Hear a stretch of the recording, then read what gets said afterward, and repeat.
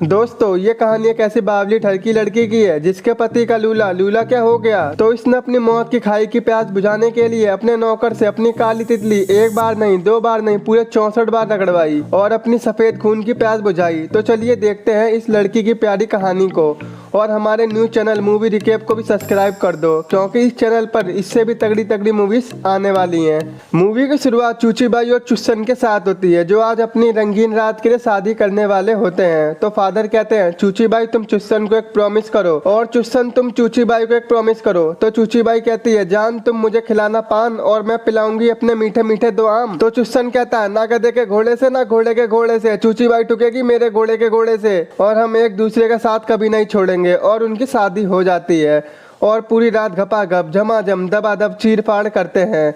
इसके बाद हमें पता लगता है कि चुस्सन एक फौजी है जो जंग लड़ने चला गया था जहां उसका जंग में लड़ने का बिल्कुल मन नहीं लगता। वो बस चूचीबाई की चूची के बारे में सोच रहा होता है। तभी एक ब्लास्ट होता है और चुस्सन घायल हो जाता है और उसे घर भेज दिया जाता है जहाँ सब चुस्सन के आने से बहुत खुश होते हैं। वहीं चूचीबाई भी अपनी मौत की खाई में चुस्सन का घोड़ा उतरवाने में बेचैन होती है। तभी हमें पता चलता है कि जंग में घायल होने से चुस्सन के पेट के नीचे का पूरा हिस्सा पैरालाइज हो जाता है। ये सुनकर चूचीबाई की चूची में भूकंप आ जाता है। वहीं चुस्सन अपनी हालत से पूरा बेकार हो गया था। इसके बाद चूचीबाई चुस्सन के पास आती है। जान तुम जिंदा तो हो वही मेरे लिए काफी है। लेकिन वो मन ही मन सोचती है अब मेरी तितली का रास्ता कौन खोलेगा और वो जाने लगती है। जहाँ चुस्सन समझ जाता है कि चूचीबाई की खाई में आग लगी है और वो परेशान होकर खुद को मारने की कोशिश करता है कि तभी चूचीबाई आकर उसे बचा लेती है और वो उसे अपने प्रॉमिस याद दिलाती है कि हम दोनों हमेशा साथ रहेंगे मेरी जान, तुम यूं दिल छोटा मत करो। दूसरी तरफ हम झटके को देखते हैं जो जंग में बैठकर अपनी लुगाई को प्रेम पत्र यानी लव लेटर लिख रहा था।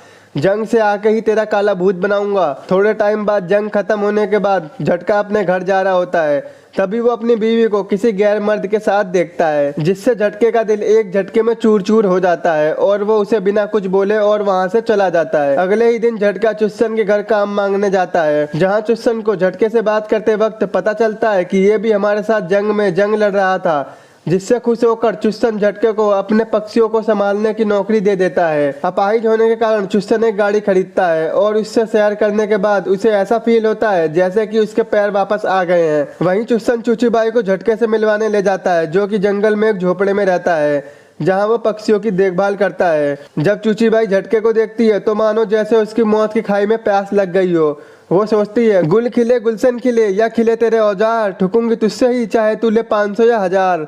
वहां से जाते टाइम चूचीबाई झटके को झटके देने के इशारे करती है लेकिन झटका समझ नहीं पाता। घर जाकर चूचीबाई झटके के झोपड़े की चाबी चुरा लेती है। तभी उसके पास एक नौकर आती है जो उससे झटके की झोपड़ी की चाबी मांगती है लेकिन चूचीबाई उसे चाबी नहीं देती और खुद देने चली जाती है। जहाँ चूचीबाई झटके से बात करने की कोशिश करती है लेकिन झटका उसे घंटा भाव नहीं देता जिससे चूचीबाई को भी गुस्सा आ जाता है और वो चाबी रख कर चली जाती है। अगले दिन चूचीबाई के पास एक लेटर आता है जिसमें झटका अपने बर्ताव की माफी मांगता है। इससे खुश होकर चूचीबाई फिर जंगल में झटके से मिलने चली जाती है। वहीं झटका नंगा होकर काम कर रहा था जिसे देखकर चूचीबाई के बदन में आग लग जाती है जहाँ उसके दूधों में दूध निकलने लगता है। ये देखकर चूचीबाई कंट्रोल नहीं कर पाती, वो झटके के पास चली जाती है जिसे देखकर झटका बोलता है पागल है क्या, मैं यहाँ नंगा धड़ंगा हूँ और तू मेरे सफेद बदन को निहार रही है। और झटका जल्दी से शर्ट पहन लेता है क्योंकि वो चूचीबाई की बहुत इज्जत करता था। चूचीबाई को वह जगह पसंद थी और वो झटके से कहती है अब मैं यहाँ रोज पेंटिंग करने आऊंगी। तो झटका बोलता है मैं ये जगह साफ कर दूंगा और मैं कहीं और चला जाऊंगा। इस पर चूचीबाई बोलती है तुम्हें कहीं जाने की जरूरत नहीं है और तुम मुझसे इतना भाग क्यों रहे हो। और हमें तो पता है कि चूचीबाई यहाँ पेंटिंग करने नहीं बल्कि अपनी चड्डी फड़वाने आई है। और किस्मत से बारिश हो जाती है। वहां से बच के वो दोनों झोपड़े में चले जाते हैं जहां वो दोनों आग जलाकर खुद को गर्म करते हैं। वहीं चूचीबाई का दूध पूरा गीला हो गया था और उसके चेहरे पर अजीब सा ठुकाई का मन था जिसे देखकर झटका वहां से तेजी से उठ जाता है। तो चूचीबाई कहती है अबे सुन, एक दिन मर जाएगा कुत्ते की मौत और जल्दी से आके मुझे ठोक। तो झटका कहता है मैं हथियार रखता हूँ लोहे जैसा, नहीं लेना पर तेरा पीतल का बक्सा। मैं तुम्हारी बहुत इज्जत करता हूँ और मुझे डर है अगर चुस्सन को हमारे बारे में पता चल गया तो मेरी नौकरी चली जाएगी। अब झटके ने चूचीबाई को गर्म तो कर दिया था लेकिन उसकी बातों से वो ठंडी होकर चली जाती है। एक दिन चूचीबाई चुस्सन से कहती है हमारा कोई बेबी नहीं है और मुझे उन्हें दूध पिलाना है। तो चुस्सन कहता है मुझे पिला दे, लेकिन वो उसे मना कर देती है। इन बातों से परेशान होकर चुस्सन अपने हैंडपंप को सही करने के लिए बिजली के झटके लेता है जहाँ उसकी फटके 64 हो जाती है जिसका दर्द चूचीबाई से नहीं देखा जाता। तो वो उसे रोकने आ जाती है, जहाँ वो नाकाम हो जाता है और खूब रोता है। तो चूची बाई कहती है चुप हो जाओ, तुम्हें मेरा दूध पीना है ना तो पी लो बाबू।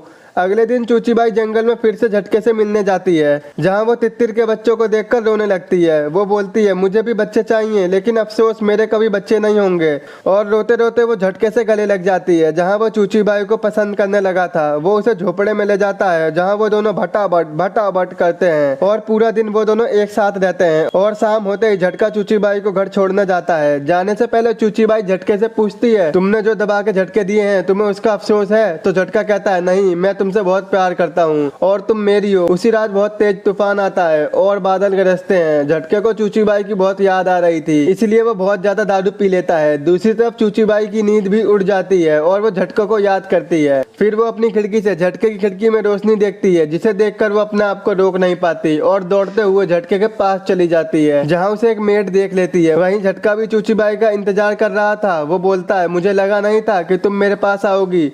तो चूची बाई बोलती है मैं तुम्हें कभी अकेला नहीं छोड़ूंगी जान। और वो दोनों फिर से झटका झटकी करने लगते हैं। एक दिन चुस्सन के घर पार्टी होती है, जहाँ चूची बाई का दोस्त भी आया होता है। फिर चुस्सन देखता है कि चूची बाई और उसका दोस्त डांस कर रहे हैं, जिसे देखकर उसे बिल्कुल अच्छा नहीं लगता। अगली सुबह चुस्सन चूची बाई से बोलता है कि तुम्हारे लिए तुम्हारे पति से ज्यादा इम्पोर्टेंट बच्चा पैदा करना है, क्योंकि तुम हमेशा से बच्चा चाहती थी।